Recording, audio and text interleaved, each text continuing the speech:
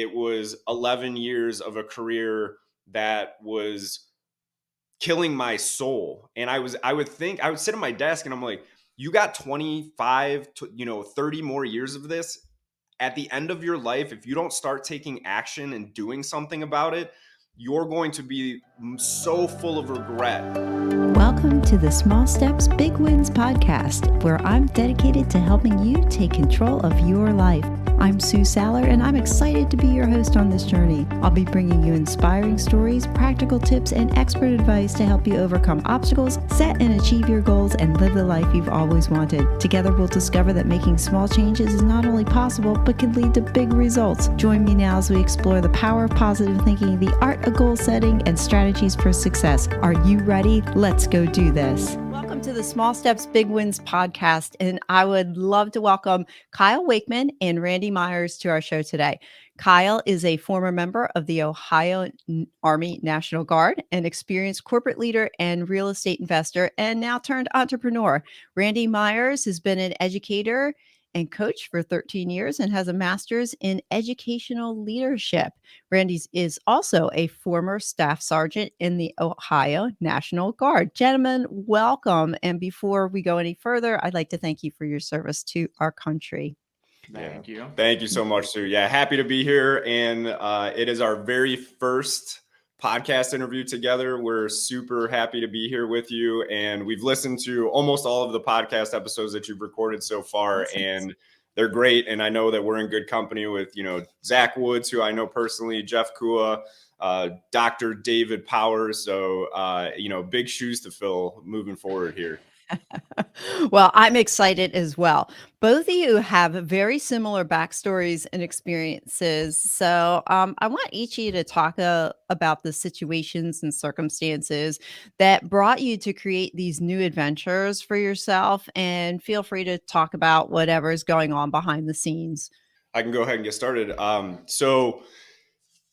Man, it has been a long time coming. So Randy and I have known each other for 12 years. So as you mentioned, we were both in the Ohio Army National Guard, and that's where we met. So we were both supposed to be officers in the Ohio Army National Guard, and as it happens so often in the military, our recruiters messed up our contracts. So why we joined the Ohio National Guard specifically over other branches of the military, where they were offering student loan repayment. And that was something that we both were dealing with, were those dreadful student loans.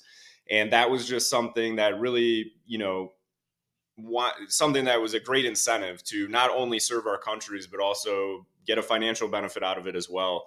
But unfortunately, what happened after we went to basic training, they realized that once you commissioned as an officer, you were no longer eligible for student loan repayment.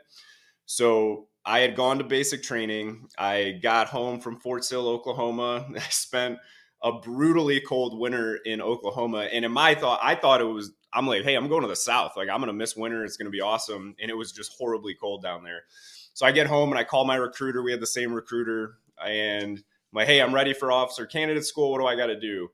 He's like, well, if you still want that student loan repayment, officer candidate school is not going to happen. You're going to have to go to advanced individual training, get your military occupational specialty, and then you could potentially go to officer candidate school and commission, because we'll fix everything in the meantime. At that point, that's where Randy and I met. So you want to share your perspective on that whole debacle? For me, it was a little different.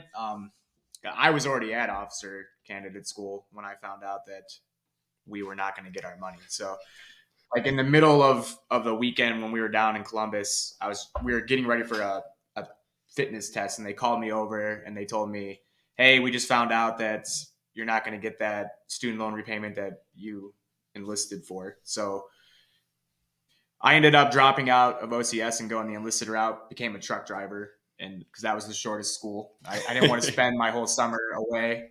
I just had a daughter at the time who was 3 months old, so I had to leave her. Yeah, so that was rough. That's how I met Kyle, though, and that's how our friendship started, and has led us to where we are right now. It really ended up being an awesome experience. There was a lot of mistakes made along that way, as well as a lot of learning and positive things. But that's what happens when you're doing things without the correct intent. There's a lot of mistakes and opportunities that come out of it. But if it wasn't for those mistakes and opportunities, we wouldn't be here today doing the things that we're doing. So it sounds like you didn't leave college and go right into your career. You chose a different path. Could you guys talk a little bit about like your sense of purpose? Yeah, absolutely. I can start off, and I'm sure Randy has a lot of similar thoughts to this. But so we immediately were in, I'll say, a senior lower enlisted role. So we weren't quite non-commissioned officers. So that first non-commissioned officer rank in the Army, the true non-commissioned officer rank is a sergeant. So you're E5. We were E4. So we were one step below that, and we had zero leadership experience. I went to college. I played football in college. So I didn't have any formal leadership experience. So you're just kind of thrust into that leadership role. As soon as we got done with training, we got our sergeant rank very shortly after that. I think I was in my actual unit for 6 months maybe before I became a sergeant. So I'm put into this leadership role. And when you're that age and, no one's being really intentional with training you to be an actual leader, you approach it the wrong way. I thought because I was wearing that rank that made me a leader. I had no intentionality behind the way that I was communicating. I lacked discipline. Emotional intelligence was way far out the window. That was always a big opportunity for me as I was younger. And it wasn't until I got out of the military, or I was close to the end of my career in the military. So I did 8 years in the Ohio Army National Guard, that I really started getting intentional about leadership. And it came with a lot of regret, because I looked back and I'm like, man, I was a role model as a leader for people, and I just didn't take it seriously enough. A lot of what I did was what I saw in movies, right? A lot of screaming, yelling, talking down to people. And then I started, again, picking up leadership books like Extreme Ownership, which we'll talk about in more detail later. So 8 years into my military career, I had been a leader at Progressive for a substantial amount of time, probably about 5 years. And I look back at that and I'm like, man, I did the same thing as a corporate leader that I did in the military. And I had such an opportunity to leave a really positive impact on people. And it could have been so much better. So, but hindsight's 2020, like we say, and we're here now. And that's one of the big reasons why we're here, is we want people to learn from our mistakes. We want to teach them that you need to take that seriously. Being in a leadership position is one of the most impactful things that you can do in life, in my opinion. So you better take it seriously and start learning. You never know it. You can never know too much when it comes to being a leader, and you're never going to be perfect either. So it's about making mistakes and figuring it out. So, and again, we made a lot of those, and here we are. For me, it was a lack of purpose. So not a whole lot of direction. I went just to go through high school. I was just there to have fun, party, get through it. And then everybody's going to college. So I was like, hey, I'll go to college too. How am I going to pay for college? Let's take out an astronomical amount of student debt money and just loan after loan after loan. I'll get a sweet job when I graduate, and then I'll just pay it back. So I didn't really have a purpose in college. I was just there. I wrestled and I hung out with friends, and then I graduated. And I was like, oh, now what? So I would go to my first interview with, I'm not going to say the name of the company, but it was a 4 interview process. So I went through 4 interviews, got the job, and they're like, we'll pay you $28,000 a year. Yeah. And I was like, I went to private school, so that I wanted to make sure I got everything out of it. So I stayed an extra year and did the 5 year plan. So when I graduated, it was about $100,000 of student loan debt. My initial degree was in business administration and sports management. Which sportsman? What are you going to do with sportsman? No one Yeah. tells you this is what do you. I'm like, right. I'm gonna go work for a professional sports team. Well, that's very hard to do. So I didn't really, I didn't have purpose when I was there. It was like, oh, I'll just do this because it goes well with business, and I'll just graduate with this. So I did not end up taking the $28,000 a year job. I ended up going back to school and getting my teacher's license, because I was coaching wrestling at the time, and I thought I like coaching, so maybe teaching would be a good fit for me. So I did 2 more years of school, more student loans, and then I graduated with that and got a job. And going through all this, I was unhappy. I wasn't happy with my life. And at this time I'm getting married, I'm having kids, and my unhappiness at work carries over to me being unhappy at home. And then I'm unhappy with all my hobbies, and I'm just going through the motions. It feels like everything's a task. It's hard to get through. And like, what can I do right now that's going to make me happy? I need a four-wheeler. Let's go spend $10,000 that I don't have on a four-wheeler, because that's going to make me happy. More debt. More debt. Yeah. Yeah, And and then then it compounds, doesn't it? it When you do compounds. that, it compounds, it makes it worse, and what that thing that you thought would make you happy really made more of a train wreck of your life. I would Exactly. yeah, Yes. yeah. Yes. And then like I hit a low point where like I blamed everybody and everything. It wasn't me that was causing unhappiness. It was everything around me. So I hit a low. I hit a big low, and I was making very bad decisions. And then I started drinking way more, because that's going to solve your problems. And Temporarily. Yeah, temporarily, yeah. Temporarily. It So does you it wake up the temporarily. next morning. Yeah, yeah. I was in that boat too for a very short period in my life. So I completely track with you on that. It sounds like both of you, if correct me if I'm wrong, just to paraphrase, you just, both of you thought this was the path you were going on. You go on life and it is not what you thought it would be, taking you down a road that you didn't want to go down, putting you in a place you thought these things or this circumstance would make you happier. What was the turning point then? Because obviously you're not in that point today. So something brought you from there to here. Talk a little bit about what went on and what changed for you. For me, it was simple. I picked up a book called Extreme Ownership, and I read it, and then honestly, that like shifted my mindset, and that led me on the path I'm on now. And it was just one simple change. I just read a book, and I was like, all right, I need to start taking accountability. So I started looking at myself first at everything, and once I did that, that had a huge impact on everything else. Like Kyle and I talk about these skills. Like, you got to be intentional, disciplined, emotionally intelligent, accountable, and loyal.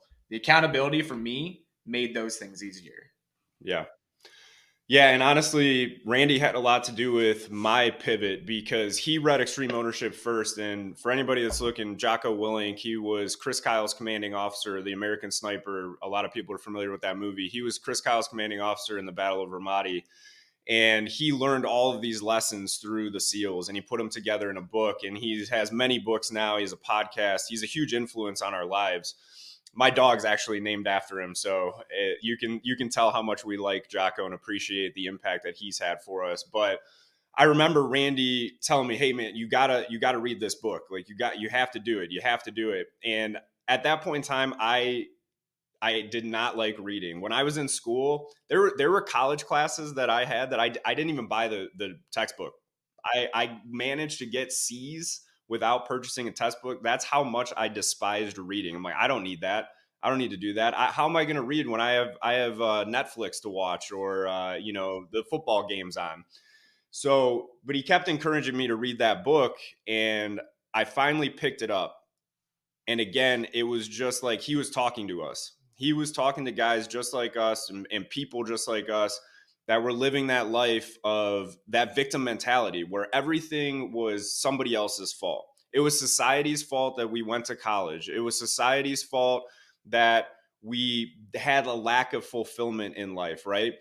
And that's just a horrible way to live. You have no empowerment and no power to take control of your life if you're playing the victim all the time. When you start taking ownership of your life and you realize that everything is within your control, if somebody says something to me that irritates me or makes me angry, how I respond to that is 100% within in my control. What I'm doing with my life is 100% within my control. So that made a huge impact. And the other thing too is like I had listened to some podcasts at that point, but I never took action. I had a lot of knowledge, but I never actually took action. So Randy and I at that point in time started holding each other accountable. We started working out together. We started hitting the gym. We started, being more intentional with how we were spending our time. And back then, this was before we developed these ideal skills.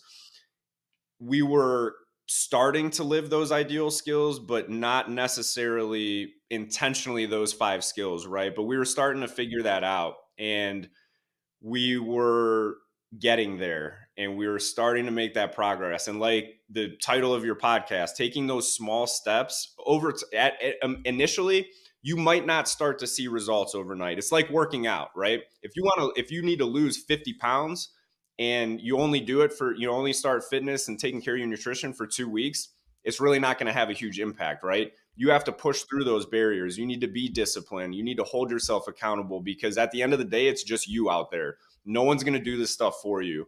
But having that external accountability it really helped, get us on the right track. And that's what we do today. We help with accountability with people, and we want them to, again, get ahead of the curve and not wait until they're in their mid 30s to start taking control and really start taking action over their lives. Because the earlier that you can adopt this mindset, the better off you're going to be. And you're not going to have to sit there and struggle through 13 years of a career. It's 11 years of a career for me that really just wasn't fulfilling and didn't provide any sense of purpose for us. So, How about 30 years of a career? If yeah, somebody isn't 30 years in and coming out, and to your point, you guys, you talked about taking control of your life and then taking action.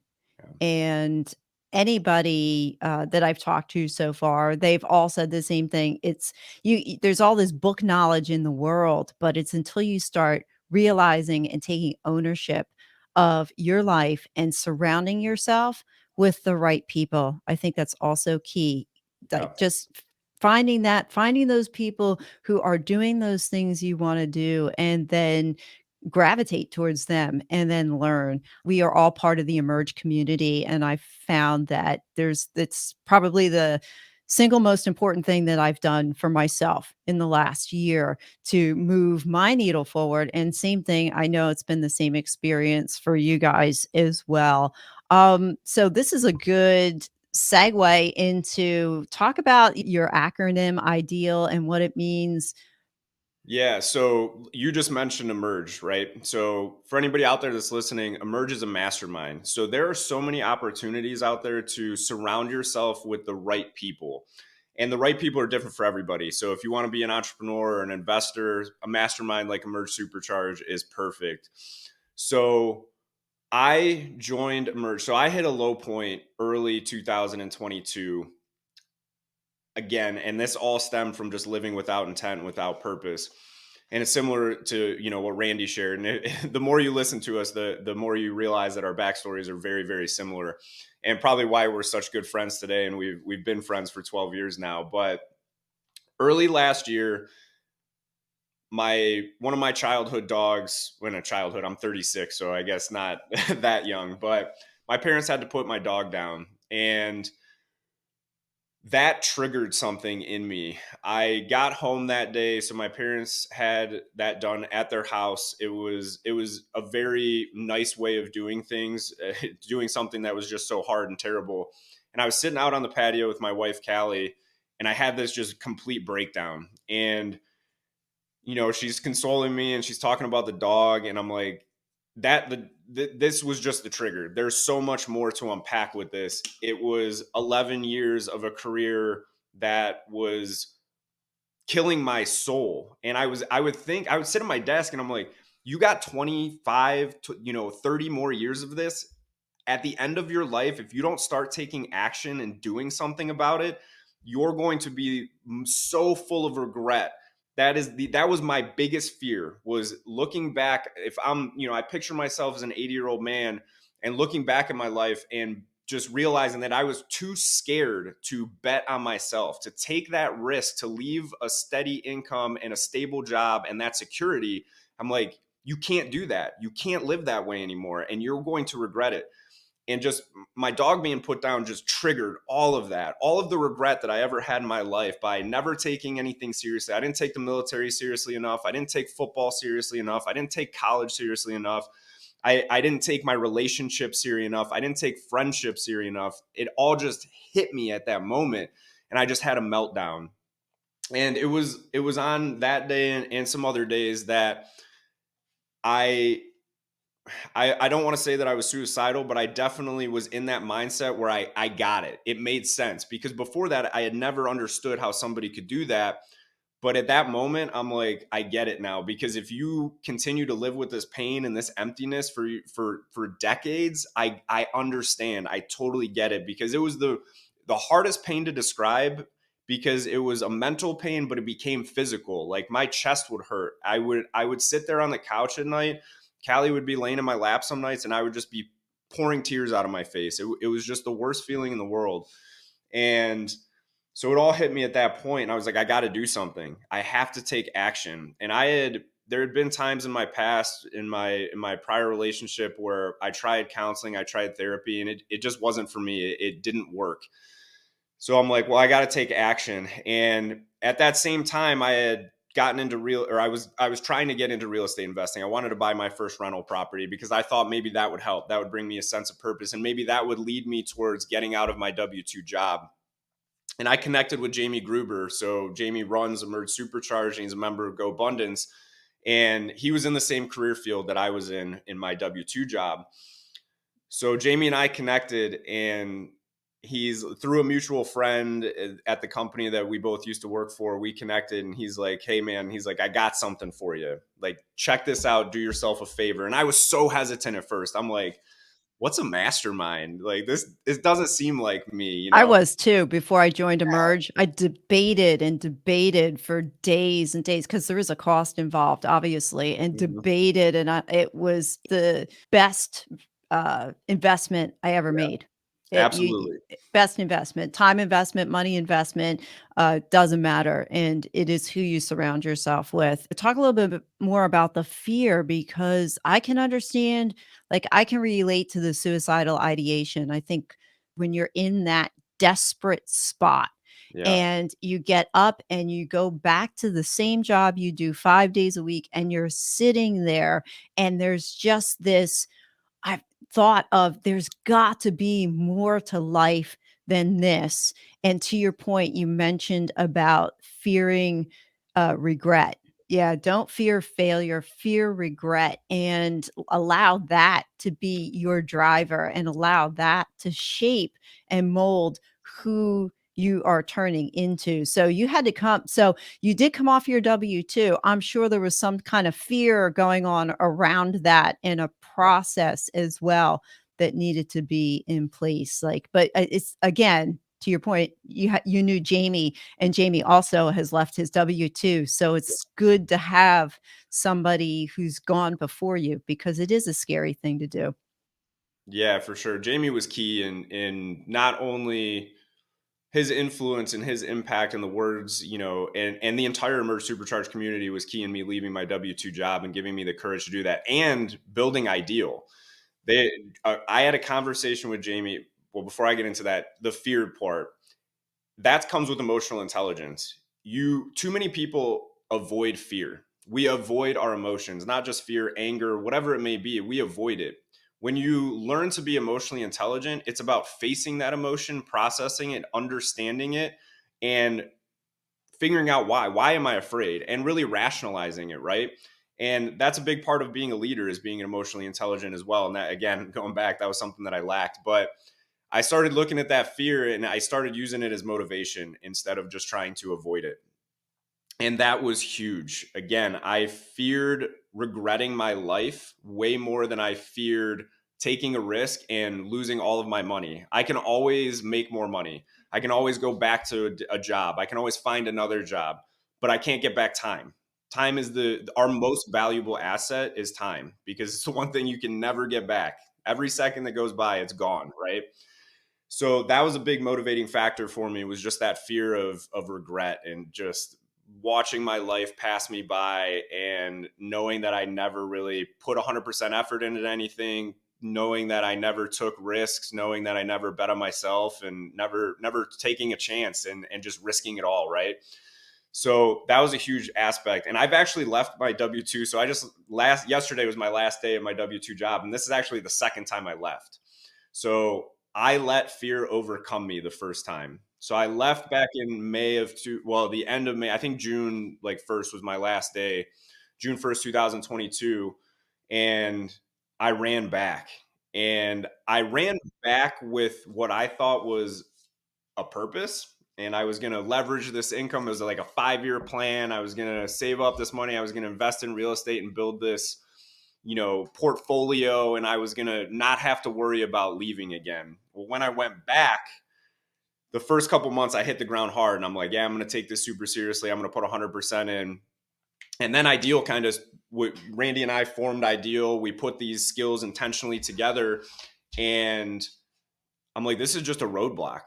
This is my W-2 job, working 40, 45, 50 hours a week, whatever it may be. I'm using my most productive hours to make somebody else wealthy. I can use that most productive time of my day to make myself not only financially wealthy. I'm not so worried about that. I want to be wealthy in life. I want to live life on my own terms. I want to go on vacation when I want to. I want to go take a hike for the day. I want to be spending my time at a career that I've built that are on my own terms, that are truly impacting people and helping people live better lives. And unfortunately, in my W-2 job, that just wasn't the case. And every day was a mental battle. There were so many Mondays in the last 5 months. So I went back in October and I left. My last day was yesterday. And there were so many Mondays where I'm just like, what are you doing? Why are you doing this? And the Emerge Supercharge community and Randy were both, huge and instrumental in me leaving again, because Randy's support through Ideal and us taking action and working hard on this. And it takes a lot of discipline because we both, again, we're working W-2 jobs. And when you're defeated and you're out of energy and you go back to that, it's like, oh, I gotta work on the podcast. I gotta build an email list. I gotta post on Instagram to continue to build, our followers. It's hard. I'm just Mm-hmm. like, Yeah, I I can relate. I still work a yeah, I 40-hour week strangled, sorry. job too. Kyle, I'm glad you shared that you went back out of fear, because I think there's a number of people, like, they will just leave their W-2s and, like, you have the Rocky music going on in the background. Yeah, da, da, da, I did it. Yeah, I'm never going back again. And sometimes you have to go back to realize that, wait a minute, I'm relying too much on this financial security. I'm not facing, as you said, not facing the fears that I have to face in order to move myself forward. And that's a really good point that you brought up, that a lot of times we're just not quieting ourselves enough to listen to the small voice that's inside us, that's telling us what our true authentic self is, what we really should be doing with life. And there's sometimes you have to stay at that W-2 just a little bit longer. And Jamie and I had a long discussion on this about, there's nothing wrong with leaving your W-2, just have a plan. And Yeah, in the podcast I had with him, he didn't just quit, but he quit into something. So I right. think that's important to realize. You can't just stop, because if you don't have a plan, if you don't have a purpose, if you don't know where you're headed or where you're going, you're just going to be lost Yeah, as you were when you were in your job at the same time. yeah. So yeah, I can see that. Yeah, that's what happened the first time. I had no plan. I had no intent. I just wanted out and I ran right back. This time, we have a plan. I know exactly what my future is going to look like. And it is the best feeling in the world. It is extremely freeing. It's so exciting. I'm happier than I've been in over a decade. And it's just an amazing feeling. What are you guys looking forward to then? I mean, I'm looking forward to just the grind of developing Ideal. I mean, this, like, developing your own business is it's scary. You're afraid that you're going to fail. There's a lot that goes into it, and the past me would have focused on just the outcome, but now I'm starting to enjoy the process and not so much focus on the outcome, because there's going to be failures along the way. We're not going to do this perfectly. We're going to mess up, but I really do enjoy the process of going through all of this right now. So guys, tell me a little bit about Ideal, what it means, how you plan to use it, who are you targeted for? I'd love to hear about it. Okay, so Ideal, it's just this. It's not like we're reinventing the wheel here. These are things that have existed before Kyle and I were even born. We just take these skills and we're trying to implement them into our lives, just based on conversations that Kyle and I had. Like we were already doing some of these things. And through the conversations, we were like, how cool would it be if we could help other people not make the same mistakes we made? And then this whole ideal thing started. So what it means, the I means intentional. So doing things with purpose. The D stands for discipline. You're like doing things to get the required results that you want when you don't want to do them. Because, sometimes motivation isn't enough. Like I don't have motive. I'm not motivated to do everything that I have to do throughout the day. It's going to require discipline. Emotional intelligence, just recognizing your emotions and being able to manage them. And then the A stands for accountability. We've kind of hit on this a few times throughout this conversation today. So you're taking ownership of the things that you can control, and then the action part needs to come in. How are you going to fix those things? And then the last part of ideal is loyalty. So to us, like loyalty was a hard one for us to define because it can mean so many things. So for us, it means building these meaningful connections and then learning how to balance all the things that you have going on in your life. Yeah. Yeah. Like Randy said, loyalty was definitely hard to define. And the big thing that he mentioned was balance. You have so many things to be loyal to in your life, right? If you're a husband, you're a father, you're a business owner, you might be a coach, you have a team, like we both practice jujitsu and we have a team out there that we're loyal to. So it's about, like Randy said, those true deep connections and meaningful connections. And how do you balance all of that? And you have to, and the cool thing about ideal and these 5 skills is they tie together. In order to be emotionally intelligent, you have to be disciplined. In order to be loyal to all of those things and balance that, you have to be very intentional with your thinking. You have to be emotionally intelligent to make sure that you're not just, are you so sad and down that you can't actually go out and work out, or are you just being lazy, right? So it's all about recognizing all of those 5 things, and it's a mindset. So if you shift your mindset and you keep all 5 of these skills in the back of your mind and you're thinking about them regularly, it's not about being perfect, right? You're never going to be perfect. You're always going to make mistakes. You're always going to have opportunities. But if you keep these in the back of your mind, and when you do make that mistake, you hold yourself accountable and you take ownership of it, you're going to continue to get better and better with all 5 of the skills. So that's why the framework that we've built out of this is very simple. It's easy for anybody to understand. I could probably ask most adults what those 5 things mean, and they're probably going to get, spot on, if not very close. But it's hard. It's hard to do these things. If it wasn't hard to do these things, then we wouldn't be able to make a business out of it. We wouldn't have to coach people to do it, right? So it's simple. And we're stealing this one from Jocko too. Again, he's a huge influence for him. But it's simple. It's not easy.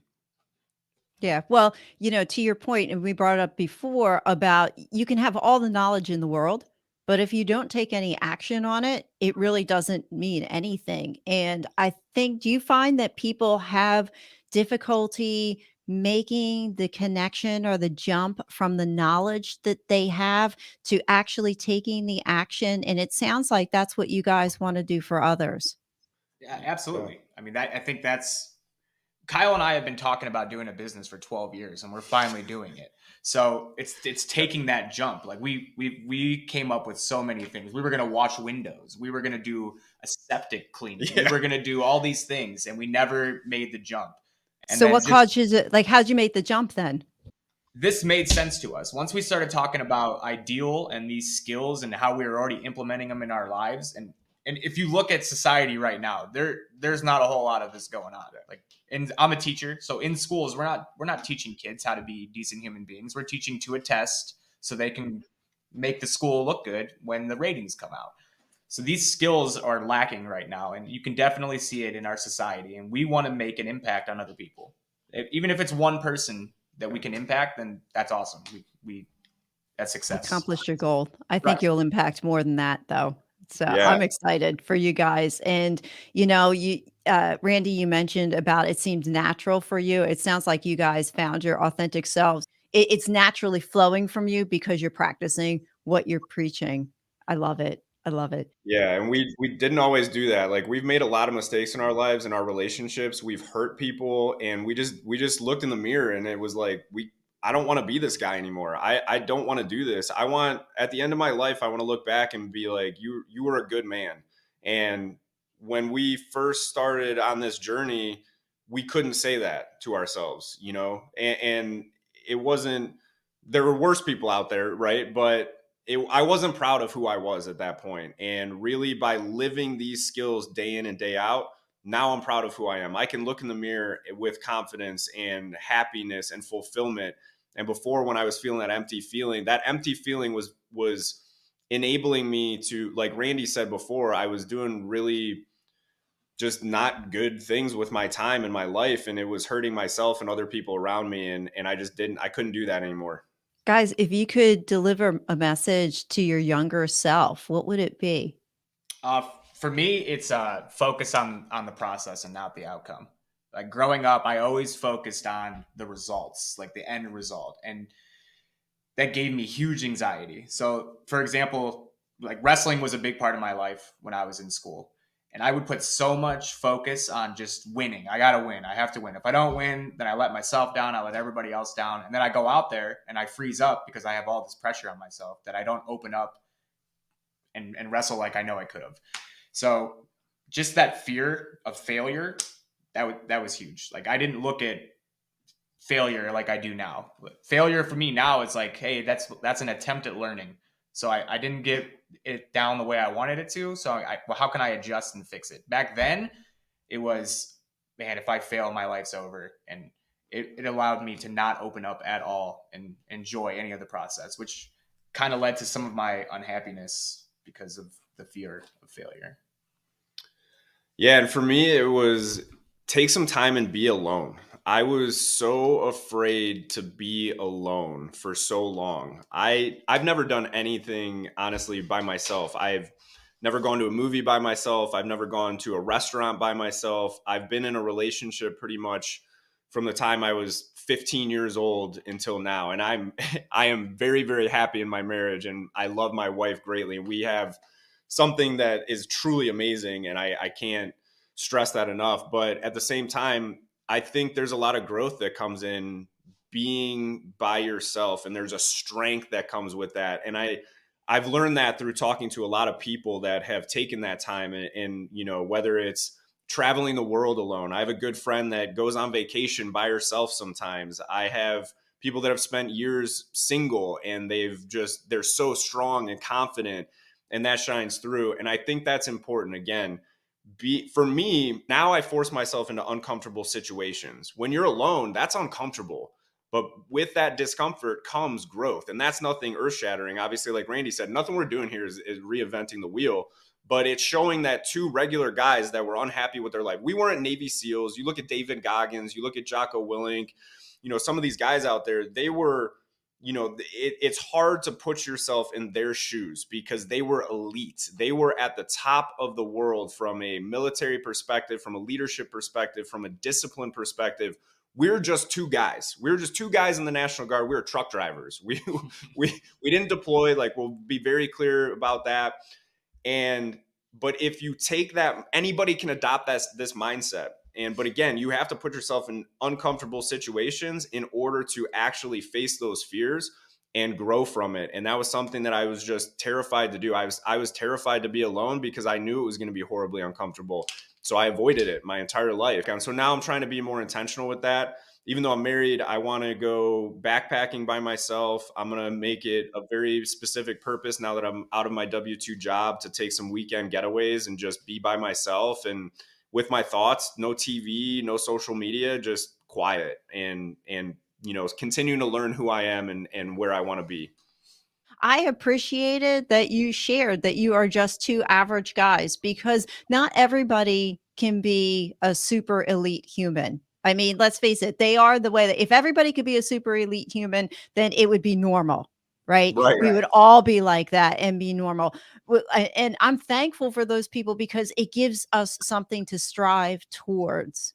And so I appreciated that both of you are in the normal situations that you're in, because I think out of that, it's going to allow you to help those who come your way because you can relate to them because you've walked in their shoes. And even with you, Randy, somebody coming to you who's still in their job but knows they have something else planned for their destiny, or they know they need to be more, you can relate to them because you're still working.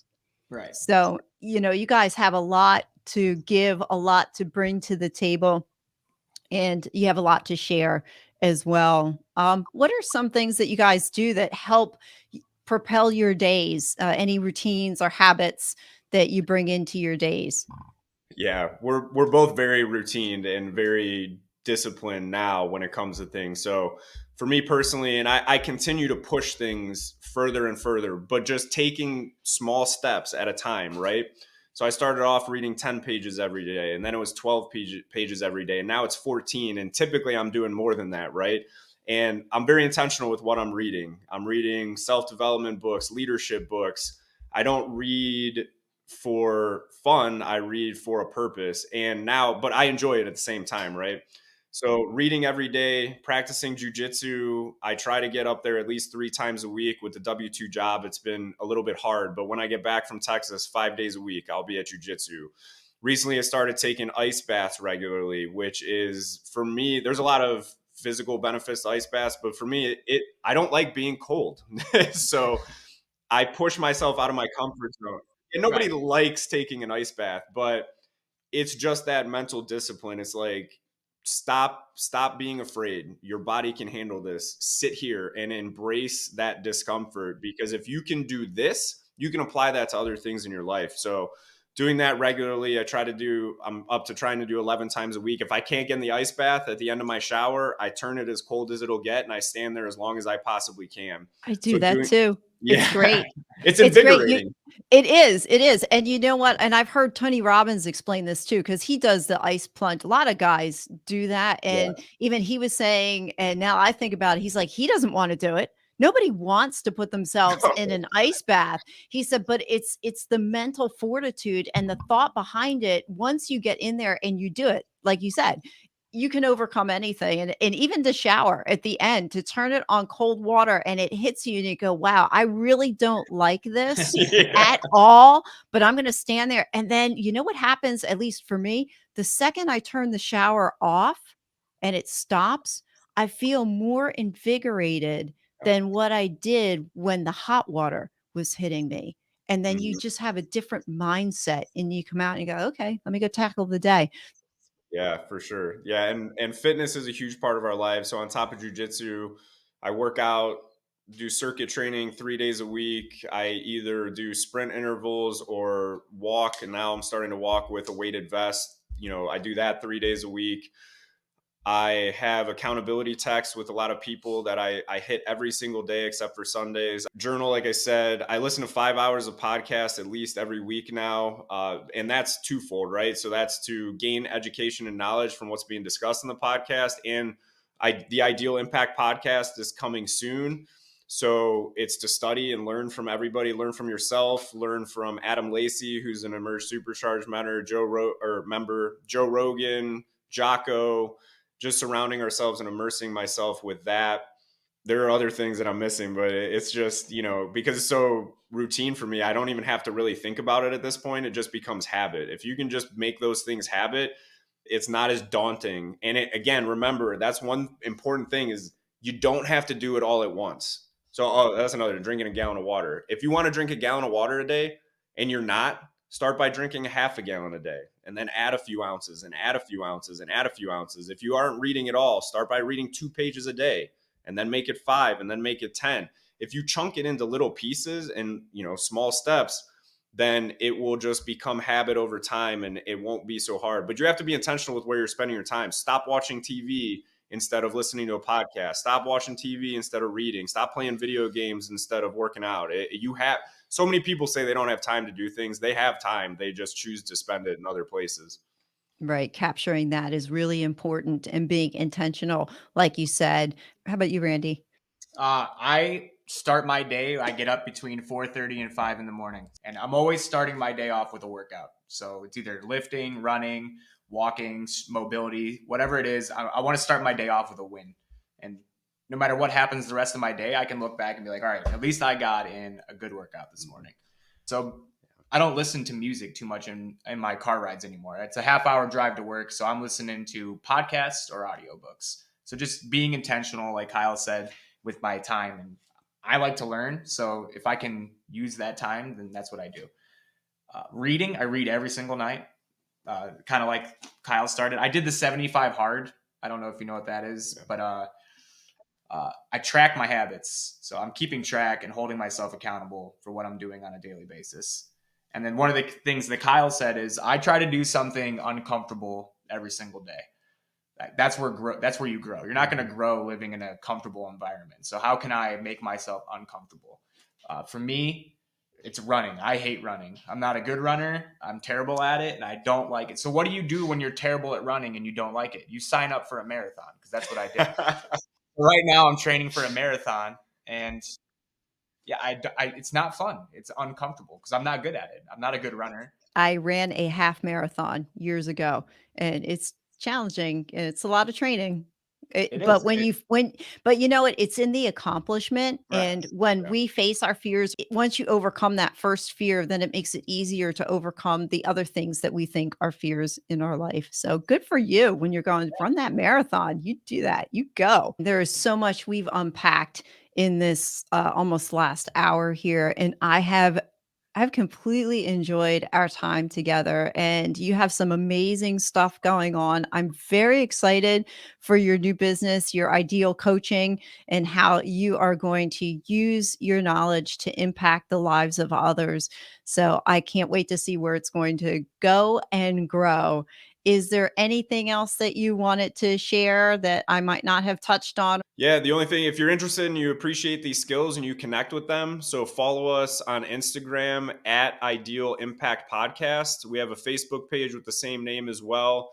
We have a LinkedIn account as well. So again, if you're interested and you connect with these and you want to see what we're doing, follow us on the social media. And there's going to be a website.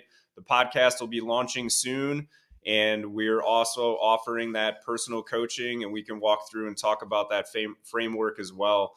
But that was the last thing. And we just want to thank you for having us on the show, Sue. It was awesome. We love talking about this. As you can tell, sometimes we'll go off on tangents, and we could go all day, honestly, but that's how much. We like tangents. Yeah. We like tangents. Tangents are good. Little nuggets come out of those good tangents. But yeah, that's how much we appreciate and are passionate about what we're doing here. So thanks again for having us. Yeah, thank you. Oh, you're welcome. My pleasure. My pleasure. I want to thank you for listening to my podcast. I value your time with me because I realize you could be listening to someone else right now.